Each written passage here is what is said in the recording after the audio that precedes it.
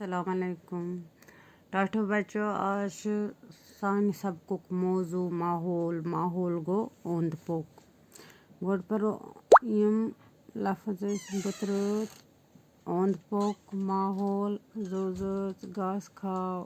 माज खाओ खेन हाकल तवाजुन तो तबाही सानि बतरत पे बेशुमार जोजत रोजान यमन सारनी जोजतन हुंद जिंद रोजन तेली मुमकिन येली बतरत पे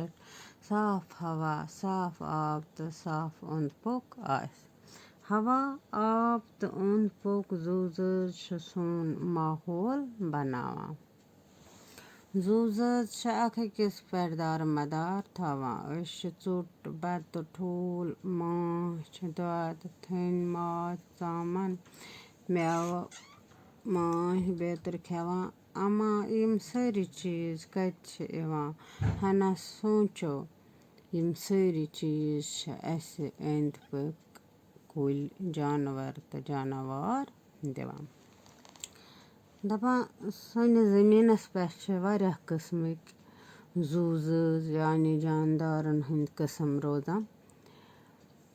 यम सारी हेकन तेली जिंद रोजित येली जमीनस पे साफ हवा आस साफ आब आस तो बे साफ ओंद पोक आस सोन माहौल कुछ बनावा सोन माहौल बनावा हवा आब तो ओंद पोक बे जोजत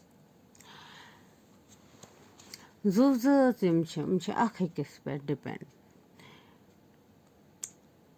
गाव सह दोद दिवान तथ दोदस बनावान थन तथ दोदस बनावान चामन मेव कुलन निश हासिल करान